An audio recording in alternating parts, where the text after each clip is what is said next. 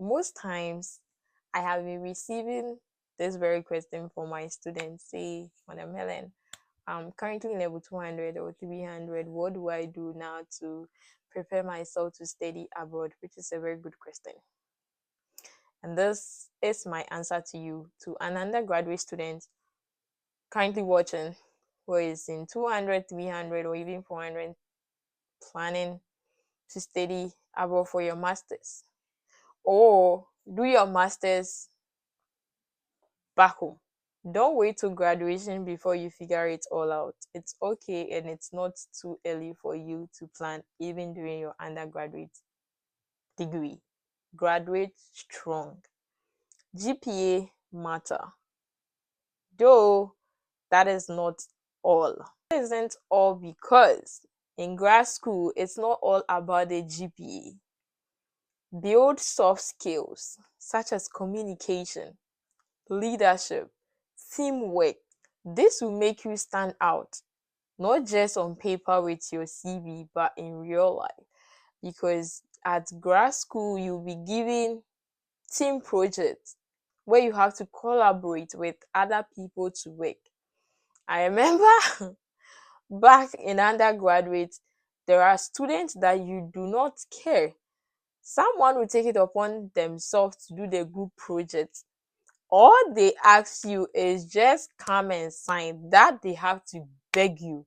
You aren't going to show up. You did not contribute. Just come and sign, especially level 400, the research project. Oh, some will go, some will start in their national service and the dedicated one.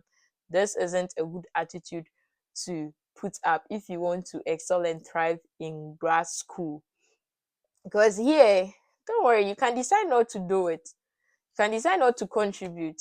Just make sure that the grade that student A will get will be different from yours. Because after every team work or project assigned to you in grad school, say a team of 2 or 3, individual assessment sheets are sent to the group members. So group member A will assess me and talk about, oh, how did Helen contribute? Which portion did she contribute to? Yes, and that will be sent to the lecturer privately, and I also write my part. So imagine you are in such a team and you did not contribute anything. Mm, you're going to get a very bad grade, which you don't want to do that. Put yourself in extra curriculum just so it can push you out of your comfort zone aside the academics and build on other soft skills, which will really go a long way for you. You need these skills to actually build yourself up for success in grad school. Learn how to speak up. I understand, and I have been in your shoe, that back home people discourage themselves from speaking in class because their colleagues are going to laugh at them for saying the wrong thing or not contributing to the intended lecturing going on. It's all okay. The more you do that, the more you build your confidence. Class size are small, say 6 to 8 people. So if you miss, they know that today Helen did not come to class.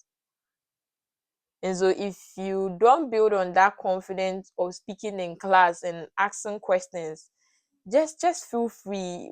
Here, that's one thing they I really appreciate. Like, you contribute willingly, and in grad school that is demanded or needed of you, that before class you read enough, come and contribute to the lecturing or the lecture. It's not that the lecturer is coming to spoon feed you, pour on you and exam time. No, no, no. It's not here like that. So learn to speak up and collaborate in class and team project. Very important. You would need that in grad school. Map your direction. What are you really good at?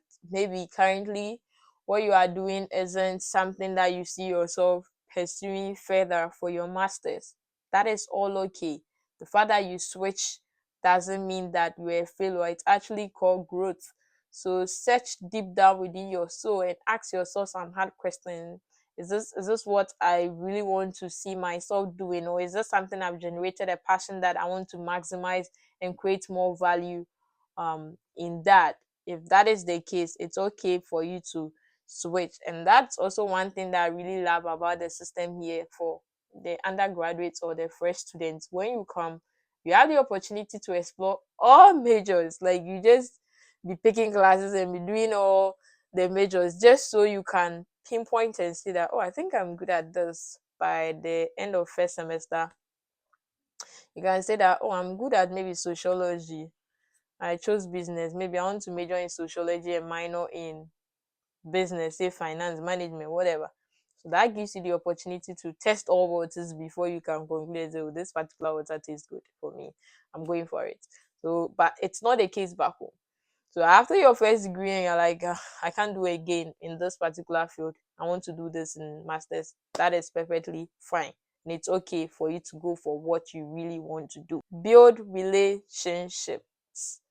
Very good one. With your mates, your lecturers, your internship supervisors or director. Just be very intentional and respect all people and be kind. For some students, as someone who have been a teaching assistant, you know, show up to class. And at this point in building relationship, if you want to go to any grad school, being it back home, you will need recommendations. And if you don't leave a good memory in class or with your lecturers, and you are someone that always misses class, you're like, oh, go and bring the notes, exams, I'll go and write. Yeah, which I know some people have good or genuine reason for missing class, but for some of us, we just don't want to go because maybe you are tired or it's morning lecture.